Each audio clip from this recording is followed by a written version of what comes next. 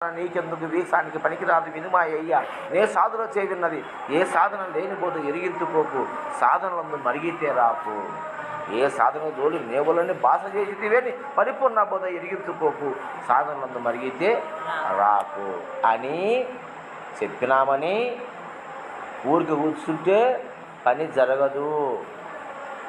ఊరికి కూర్చుంటే పని జరగదు. నువ్వు పరమాత్మ స్వరూపుడువైనా ప్రపంచ రూపాన్ని దాల్చి వచ్చినావు.